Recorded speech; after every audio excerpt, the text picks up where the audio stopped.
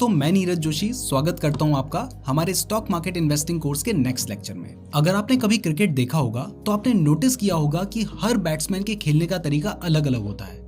जो opening batsman होते हैं वो काफी टेक्निकली साउंड होते हैं और वो ज्यादातर सेफ क्रिकेटिंग शॉट्स खेलते हैं, और वहीं जो लास्ट में आते हैं वो ज्यादातर स्लॉगर्स होते हैं और वो फास्ट रन बनाना चाहते हैं। लेकिन end of the day in सारे ही बैट्समैन का मोटिव रन बनाना ही है, बस तरीका अलग अलग है।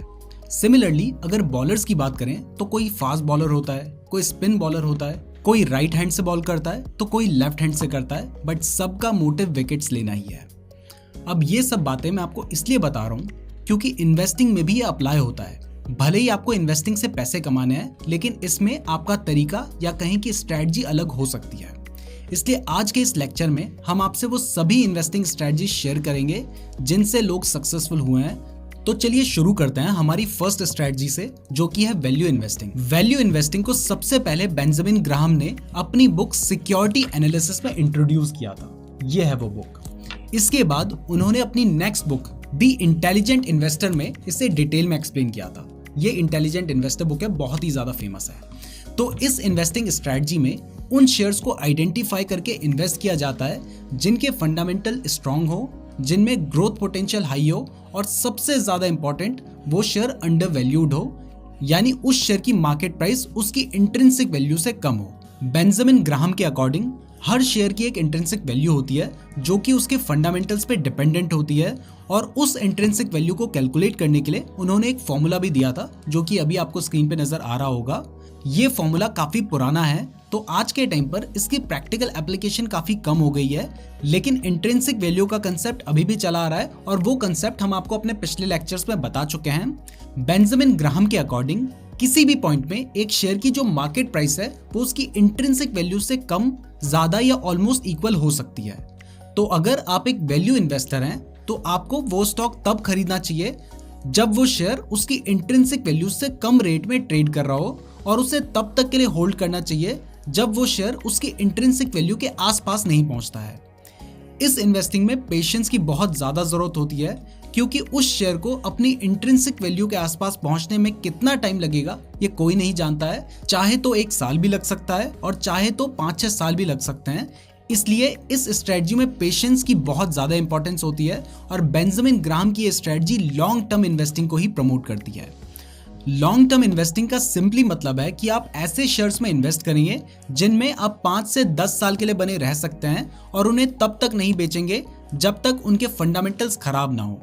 अब ये जो इंट्रिंसिक वैल्यू है ना, ये एक शेयर की ही हर इन्वेस्टर के लिए अलग अलग हो सकती है, क्योंकि ये एक परसेप्शन का गेम है। कोई सेम शेयर से 10% की डिस्काउंटिंग एक्सपेक्ट कर सकता है तो कोई 15% की, कोई उसमें 15% की ग्रोथ एक्सपेक्टेशन लगा के बैठा है तो कोई 12% की। इसलिए हर इन्वेस्टर के लिए इंट्रिंसिक वैल्यू एक शेयर की डिफरेंट हो सकती है। वैल्यू इन्वेस्टिंग को फॉलो करते हुए अगर कोई सबसे सक्सेसफुल इन्वेस्टर है तो वो है वॉरेन बफेट। उन्होंने इन्वेस्टिंग से अपने आप को वर्ल्ड का 6th मोस्ट रिचेस्ट पर्सन बनाया है, और इन्वेस्टिंग के वर्ल्ड में वो शायद सबसे ज्यादा सक्सेसफुल और सबसे ज्यादा फेम कमाने वाले इंसान हैं। वैल्यू इन्वेस्टिंग की थ्योरी ये है कि जो लोग ये स्ट्रेटजी फॉलो करते हैं वो ये मानते हैं कि मार्केट इनएफिशिएंट है, यानी मार्केट एक स्टॉक की जो प्राइस दिखा रहा है वो सही प्राइस नहीं है, या तो वो प्राइस इंट्रिंसिक वैल्यू से ज्यादा है या कम है। और ऐसा होने के कई रीजन हो सकते हैं। जब इकोनॉमी की कंडीशन सही नहीं होती है या कंपनी के बारे में कोई बैड न्यूज आती है तो मार्केट उस स्टॉक को गिरा देता है, और जब एक स्टॉक की जो प्राइस है वो उसकी इंट्रिंसिक वैल्यू से कम हो जाती है तब वैल्यू इन्वेस्टर ये मानते हैं कि मार्केट इस स्टॉक को ज्यादा डिस्काउंट कर रहा है, और करंट कंडीशंस को इग्नोर करके उसके फ्यूचर पोटेंशियल्स को ध्यान में रखते हुए उसमें इन्वेस्ट करते हैं। कन्वर्सली अगर एक स्टॉक में बहुत ज्यादा यूफोरिया है या बहुत ज्यादा बुलिशनेस है तो वैल्यू इन्वेस्टर उस स्टॉक को ओवर वैल्यूड मानते हैं और उसमें से एग्जिट करते हैं। अब वैल्यू इन्वेस्टिंग के कुछ रिस्क के बारे में बात करें तो उसमें सबसे पहला रिस्क है वैल्यू ट्रैप। वैल्यू ट्रैप का मतलब है कि कई बार ऐसा हो सकता है कि शेयर अंडर वैल्यूड होने के बावजूद भी कभी ना बढ़े और अंडर वैल्यूड ही रह जाए। इसके भी कई सारे रीजन हो सकते हैं, जैसे इंडस्ट्री में ग्रोथ का ना होना, मैनेजमेंट में फ्रॉड होना एक्सेट्रा। और इसका दूसरा रिस्क हो सकता है इंट्रिंसिक वैल्यू को मिस कैलकुलेट करना। अब क्योंकि वैल्यू इन्वेस्टिंग के फ्रेमवर्क में इंट्रिंसिक वैल्यू को कैलकुलेट करना काफी इंपॉर्टेंट रहता है, तो ऐसा भी हो सकता है कि आप स्टॉक की इंट्रिंसिक वैल्यू को ही गलत कैलकुलेट करके बैठे हैं, जिससे आपका जो वैल्यूएशन एनालिसिस है वो पूरा खराब हो सकता है। तो अगर आप वैल्यू इन्वेस्टमेंट करते हैं तो आपको इन बातों का ध्यान रखना चाहिए। अब जो इन्वेस्टिंग का दूसरा तरीका है वो है कॉन्ट्रा इन्वेस्टिंग, या कहें कि कॉन्ट्रेरियन इन्वेस्टिंग। ये एक ऐसी स्ट्रेटजी है जिसमें इन्वेस्टर्स पॉपुलर मार्केट ट्रेंड के अपोजिट में बैठ लेते हैं। एक रियल लाइफ एग्जांपल से इसको समझते हैं। मान लीजिए कोई एक मोबाइल फोन या गाड़ी खरीद रहा है, तो उसको बाय करते हुए उसके क्राइटेरिया में क्वालिटी एक फैक्टर तो होता है, लेकिन ज्यादातर लोग एक ऐसा प्रोडक्ट खरीदना चाहते हैं जो कि कॉमन नहीं हो बल्कि सबसे अलग हो। कई बार शायद आपने भी ऐसा ही किया होगा।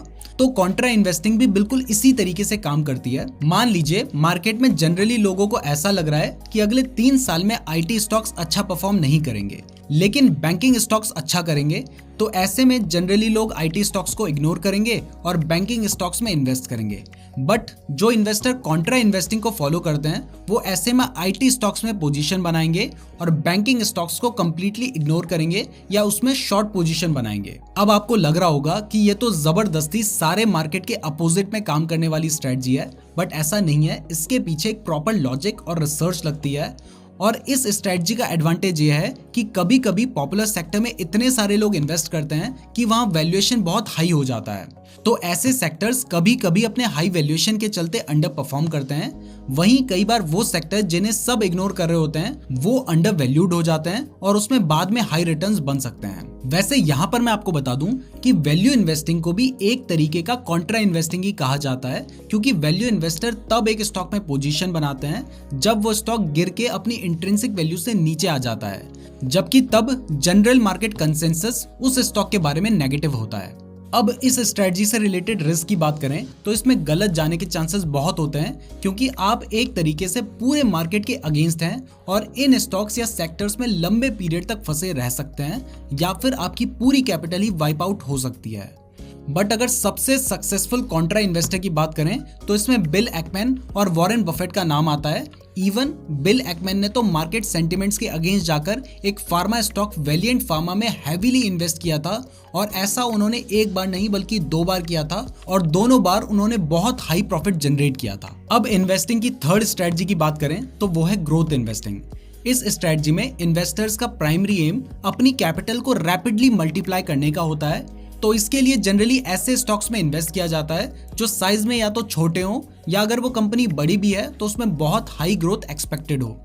तो इसमें ज्यादातर ऐसी कंपनीज ही सेलेक्ट की जाती हैं जिनका ईपीएस यानी अर्निंग पर शेयर ग्रोथ यानी प्रॉफिट 18 to 20% के रेट से ग्रो कर रहा है, क्योंकि अगर कंपनी का प्रॉफिट इंक्रीज कर रहा है तो उसी रेशियो में शेयर की प्राइस भी इंक्रीज कर सकती है, क्योंकि share prices are slaves to earnings. तो अर्निंग जिस रेट से ग्रो करेगी उसी हिसाब से शेयर की प्राइस भी ग्रो कर सकती है। अब ये जो ग्रोथ इन्वेस्टिंग है और ये जो वैल्यू इन्वेस्टिंग है, ये दोनों बहुत हद तक कॉन्ट्रास्टिंग है, क्योंकि इस स्ट्रेटजी में वैल्यूएशन को उतना ज्यादा इंपॉर्टेंस नहीं दी जाती है।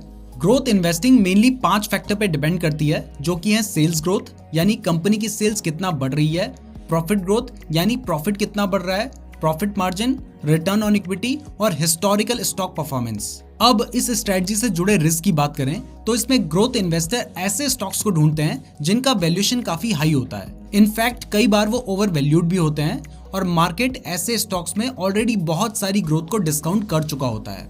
इसलिए जब ये स्टॉक्स 1-2 क्वार्टर के लिए खराब परफॉर्म करते हैं तब इन स्टॉक्स में काफी वॉलेटिलिटी यानी उतार चढ़ाव होता है, जिसे कभी कभी इन्वेस्टर हैंडल नहीं कर पाते और इसमें से एग्जिट कर जाते हैं। इसके साथ ही इसमें इन्वेस्टर ऐसे स्टॉक्स में इन्वेस्ट करते हैं जिन्होंने पास्ट में बहुत अच्छा परफॉर्म किया हो, लेकिन शेयर मार्केट में पास्ट परफॉर्मेंस फ्यूचर ग्रोथ का कोई प्रूफ नहीं होती है, तो लोग ऐसे भी शेयर्स में फंस जाते हैं। इसके अलावा इस स्ट्रेटजी में फ्यूचर ग्रोथ को प्रिडिक्ट करना काफी इंपॉर्टेंट होता है, और आपने इसे जज करने में अगर गलती कर दी तो इस स्ट्रेटजी से आपका जो रिजल्ट है वो बहुत खराब निकल कर आ सकता है।